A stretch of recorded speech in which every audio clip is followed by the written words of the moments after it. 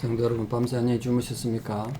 함께 찬양 드리며 하나님께 예배자로 나가겠습니다. 301장 예전 찬송 460장 지금까지 지내온 것 모두 하나님 은혜임을 고백하는 찬양입니다. 301장 예전 찬송 460장입니다.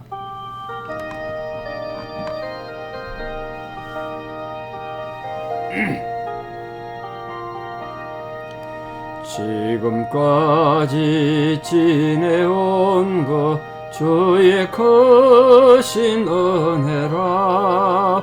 한이 없는 주의 사랑 어찌 이루 말하랴.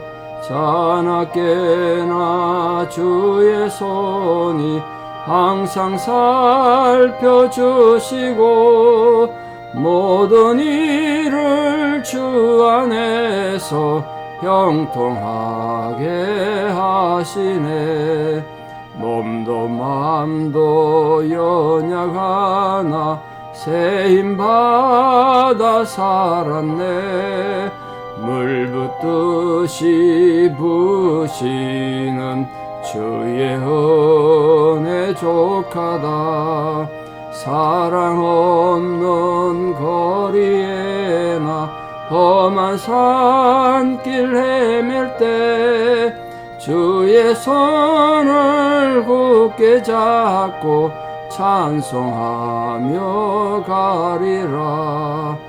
주님 다시 배울 날이 날로 다가와.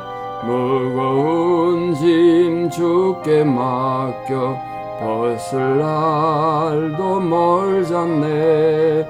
나를 위해 예비하신 고향 집에 돌아가 아버지의 품 안에서 영원토록 살리라. 아멘. 함께 신앙 고백 드리겠습니다. 전능하사 천지를 만드신 하나님 아버지를 내가 믿사오며 그 외아들 우리 주 예수 그리스도를 믿사오니 이는 성령으로 잉태하사 동정녀 마리아에게 나시고 본디오 빌라도에게 고난을 받으사 십자가에 못 박혀 죽으시고 장사한 지 사흘 만에 죽은 자 가운데서 다시 살아나시며 하늘에 오르사 전능하신 하나님 우편에 앉아 계시다가 저리로서 산자와 죽은 자를 심판하러 오시리라. 성령을 믿사오며 거룩한 공회와 성도가 서로 교통하는 것과 죄를 사하여 주시는 것과 몸이 다시 사는 것과 영원히 사는 것을 믿사옵나이다. 아멘. 오늘 하나님 주시는 말씀은 여호수아 2장 1절에 7절입니다. 여호수아 2장 1절에 7절 봉독에 올리겠습니다. 눈의 아들 여호수아가 시딤에서 두 사람을 정탐꾼으로 보내며 이르되 가서 그 땅과 여리고를 엿보라 하며 그들이 가서 라합이라 하는 기생의 집에 들어가 거기서 유숙하더니 어떤 사람이 여리고 왕에게 말하여 이르되 보소서 이 밤에 이스라엘 자손 중의 몇 사람이 이 땅을 정탐하러 이리로 들어왔나이다. 여리고 왕이 라합에게 사람을 보내어 이르되 니게로 와서 니 집에 들어간 그 사람들을 끌어내라. 그들은 이 온 땅을 정탐하러 왔느니라. 그 여인이 그 두 사람을 이미 숨긴지라. 이르되 과연 그 사람들이 내게 왔었으나 그들이 어디에서 왔는지 나는 알지 못하였고 그 사람들이 어두워 성문을 닫을 때쯤 되어 나갔으니 어디로 갔는지 내가 알지 못하나 급히 따라가라. 그리하면 그들을 따라잡으리라 하였으나 그가 이미 그들을 이끌고 지붕에 올라가서 그 지붕에 버려놓은 3대에 숨겼더라. 그 사람들은 요단 나루트까지 그들을 쫓아갔고 그들을 뒤쫓는 자들이 나가자 곧 성문을 닫았더라. 아멘. 이 여호수아 2장에 드디어 이제 가나안 정복을 위한 구체적인 군사 활동이 시작되는 내용들입니다. 그 중에 특별히 오늘 기생 라합이라는 한 여자가 등장하는데요. 우리 여호수아서 그러면 특히 가나안 정복에 대한 중요한 성경이지 않습니까? 그 중에 오늘 본문은 가나안 정복도 중요하지만 정말 중요한 건 믿음이다. 믿음. 믿음이란 무엇인가에 대해서 우리에게 굉장히 중요한 교훈과 또 경고를 주는 그런 본문이라 생각합니다. 이 가나안 두 정탐꾼을 기생 라합이 숨겨주고 또 무사히 정탐 활동을 마치고 돌아가도록 보살펴주는 그런 내용이 주된 내용이지 않습니까? 라합은 가난한 사람이고요. 또 미천한 기생의 신분입니다. 이 기생이라는 단어를 이제 해석하기 조금 애매하긴 한데 하는 일이 정확히 뭐 있는지 알 수는 없습니다. 그래서 요세푸스 같은 유대인 사학자는 여관주인 이렇게 번역해놨는데 뭐 여관주인이든 기생의 신분이든 지금도 이 팔레스타인 땅에서는 여자들이 무시당하는데 2000년 지금도 3000년 전 얘기인데요. 3000년 더 전이죠. 3400~500년 전 얘기인데 그때 이 여자의 몸으로 뭐 여관 주인이었던 술 파는 기생이었던 굉장히 무시당한 상황이었을 텐데 어떻게 이 여자가 하나님을 믿었을까요? 하나님을 알게 됐을까요? 그래서 여기서 믿음이란 개념은 민족의 의미가 없고요. 유대인이라고 뭐 다 예수 믿은 것도 아니고 하나님 바로 믿은 것도 아니지 않습니까? 이방인이라고 차별도 없다는 거 하나님. 그리고 이 사람은 뭐 여관 주인이었다면 또 기생이었다면 여러 사람을 많이 만났을 텐데 아마 그런 걸 통해서 정보를 얻었겠죠. 유대인에 대해서 하나님에 대해서. 그 흘러가는 정보만 듣고도 믿었다는 게 굉장히 중요하지 않습니까? 자기 목숨을 걸고 믿었어요. 그래서 믿음은 이렇게도 생긴다. 자기 목숨을 걸고 믿었다. 여호와 하나님을 믿는 신앙으로 정탐꾼을 숨겨졌기 때문에 성이 함락될 때 그녀와 가족이 다 구원받았습니다. 그녀와 가족이 구원받은 것뿐만 아니고 라합은 나중에 예수님 조상이 돼서 마태복음에 하면 예수님 족보에 올라갈 정도로 엄청난 영광을 누렸습니다. 누가 감히 예수님 족보에 이름 올릴 수 있겠습니까? 그것도 여자의 이방인 여자의 신분에서. 그러니까 하나님 입장에서는 아무리 가치 없고 또 아무리 무능한 자라도 하나님을 절실하게 바르게 믿으면 하나님 그를 높이신다. 그게 이 여호수아 2장의 굉장히 중요한 교훈이 아닌가. 여러분 전쟁하는 데만 초점 두지 말고 이 믿음의 관점으로 한번 보시면 우리가 생각할 게 참 많은 내용입니다. 자, 라합은 간단히 좀 소개를 드리면 라합 이름이 중요한데요. 라합 성경에 나오는 사람들의 이름이 중요하다 제가 여러 번 말씀드렸습니다. 그래서 이름의 뜻을 가능하면 좀 아시면 좋겠고 성경 옆에 좀 적어두시면 좋겠는데 라합은 넓다는 뜻입니다. 넓다. 그래서 이 넓다는 개념 자체가 마음이 넓었다 이런 뜻도 되고요. 비전이 넓었다. 비전이 넓은 사람 아니겠습니까? 비전이 큰 사람이었죠. 그러니까 역사를 알고 돌아간 정치도 알고 세계 정세가 어떻게 되는지도 알고 진정한 신이 누군가 이런 것도 알았던 사람 아니겠습니까? 가나안 땅 여리고 성에 사는 기생이었는데 여리고 왕이 보낸 그 군사들을 피해가지고 눈을 피해서 이스라엘 두 정탐꾼을 몰래 숨겨주고 그 공로로 인해서 여리고 공격당할 때 자기와 온 가족이 구원받았습니다. 이 라합은 유다 지파 출신 살몬, 그 살몬이 두 정탐꾼 중에 한 명이었는데요. 그 살몬과 아마 살몬 입장에서도 목숨 걸고 자기를 구해준 그 여자를 보고 감동했겠죠. 그 당시에 유대인 이스라엘 백성이 이방인과 결혼을 한다는 건 굉장히 위험한 일이었는데 그런데 라합하고는 결혼이 허락됐나 봐요. 그 결혼해서 보아스를 낳았습니다. 보아스는 여러분 우리가 잘 아는 그 다윗의 할아버지란 말이에요. 이게 라합은 다윗 왕의 고조모가 됩니다. 고조 할머니. 그리고 예수님 족보까지 올라오게 된 거죠. 그러니까 특히 이 라합은 정탐꾼을 자기 목숨 걸고 숨겨줌으로써 믿음이 얼마나 참되다는 것, 그리고 그 믿음은 얼마나 희생이 동반되었다는 것, 행위가 구체적으로 따랐다는 걸 보여줍니다. 그 믿음은 행위로 증명되는 것이다. 그걸 정말 보여준 사람 아닌가 생각합니다. 1절에 보시면 여호수아가 정탐꾼을 보내는데 딱 2명만 보냈습니다. 그리고 2명만 조용히 보냈어요. 예전에 가데스 바네아에서 정탐꾼 한번 갔었지 않습니까? 12명이. 그때 여호수아 본인이 정탐꾼으로 갔던 사람입니다. 근데 여러 명 12명이나 보냈더니 한 지파에 한 명 이렇게 보냈더니 오히려 이 정탐꾼들 때문에 백성들이 혼란에 빠지고 백성들이 광야에서 다 죽는 원인을 제공했습니다. 정탐꾼이라는 건 덕이 돼야 되는데 오히려 더 백성들에 해를 끼쳤단 말이에요. 본인이 경험자였지 않습니까? 그래서 12명 이렇게 안 보내고 2명만 조용히 보냈습니다. 어쩌면 이스라엘 백성들조차도 잘 모르게 보냈을지 모르겠습니다. 하여튼 이렇게 은밀하게 일을 행해야 될 정도로 여호수아가 이미 지혜도 있었고 하나님 인도를 받았던 것 같아요. 그러니까 우리가 무슨 일을 할 때든지 하나님 백성으로서 상황 판단도 좀 잘하고 지혜롭게 행동할 필요가 있습니다. 이 정탐꾼을 보낸 장소가 어디냐면 시딤이었습니다. 시딤. 이 출애굽 과정에서 시딤은 굉장히 중요한데요. 왜냐하면 이 시딤이 가나안에 들어가기 전에 머물렀던 마지막 장소입니다. 그건 우리 상식적으로 좀 알았으면 좋겠어요. 시딤, 마지막 장소. 그 시딤이란 뜻은 아카시아의 나무들, 아카시아 나무를 말해요. 아카시아 나무. 그러니까 그 말은 그 땅에 아카시아 나무가 많았다는 뜻이겠죠. 그 요단강 동쪽으로 한 3시간 거리에 있으니까 지금도 그 아벨 시딤이라고 불립니다. 아벨 시딤.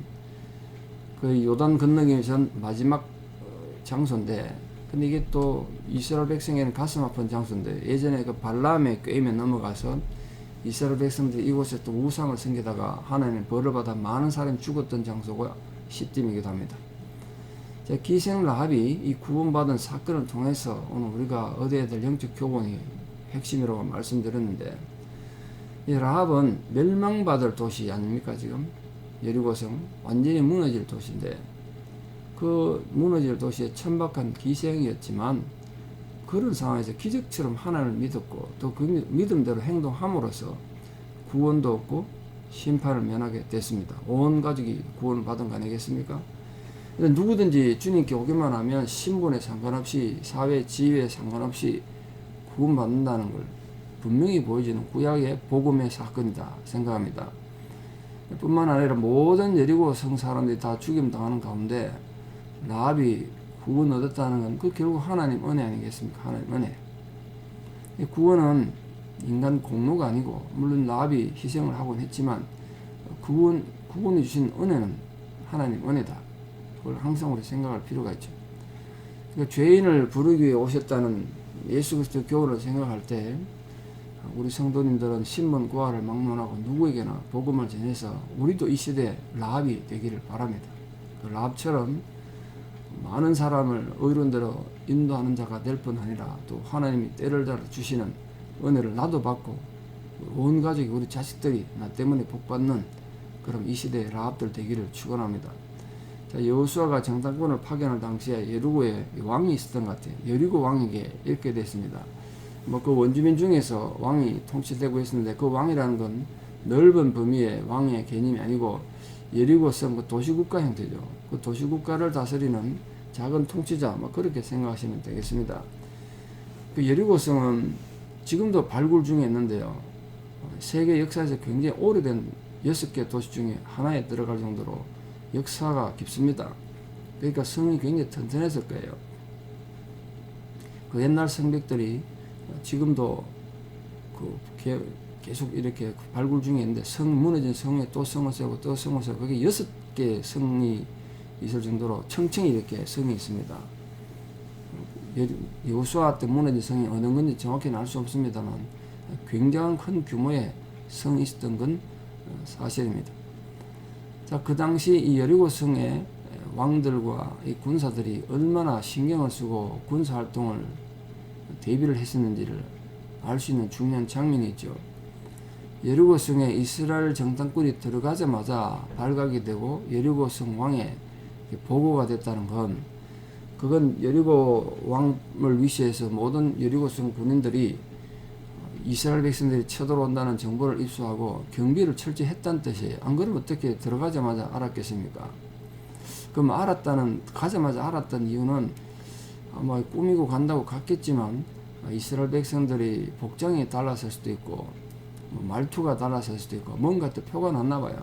그러니까 이게 경비하던 여리고 군대에 눈에 띄어가지고 바로 보고가 된 겁니다. 근데 모세 당시에 가데스 반에서 정탐한 자들에 의하면, 보고에 하면 이 여리고성 사람들은 매우 강한 자들이다. 뭐 그렇게 보고 있지 않습니까? 이스라엘은 메뚜기 같다. 그 사람들은 거인이다. 뭐 이렇게 표현한 거 보면 굉장히 기골이 장대한 그런 족속이었던 것 같아요. 그럼에도 불구하고 이스라엘이 여리고를 정복하기 위해서 여호수아가 정탐꾼 보내고 또 군사작전 펼친 건 뭐 군사적으로 불리하고 체격도 불리하지만 하나님의 언약과 하나님의 능력을 믿었기 때문에 아닌가 생각합니다. 여호수아의 믿음 때문이죠. 우리 모든 성도님들도 비록 환경이 힘들고 어렵더라도 하나님의 능력을 믿고 의지할 때 어떤 힘들고 어려운 상황에서 믿음으로 승리할 줄 믿습니다. 그리고 또 그 믿음으로 나가야 안 되겠습니까? 자, 라합이 참 위기에 빠졌는데요. 여리고 왕의 명령을 받은 군대들에게 들이닥쳤습니다. 이 집에 여리고 군대들이 와가지고 이스라엘 온 정탐꾼 내놔라고 찾아왔습니다. 근데 이때 어떻게 반응하냐 굉장히 중요하지 않습니까? 만약에 라합이 우리 집에 안 왔다고 말이죠. 도와주는 건 좋은데, 이스라엘 군대 도와주는 건 좋은데 안 왔다 이러면 어떻게 됐겠어요? 그럼 그 집을 다 또 수색했겠죠. 그럼 발각될 확률이 굉장히 높았지 않겠습니까? 근데 이 라합이 굉장히 사람이 총명했던 것 같아요.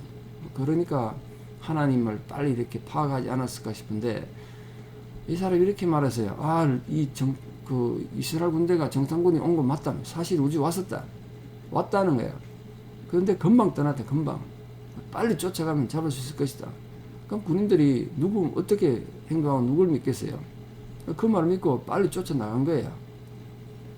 그러면서 그래도 또 돌아올지 모르니까 자기 지붕 옥상에 올라가서, 지금도 팔레스타인에는 지붕에서 곡식을 말리고 하는데 거기 3배 옷 있지 않습니까?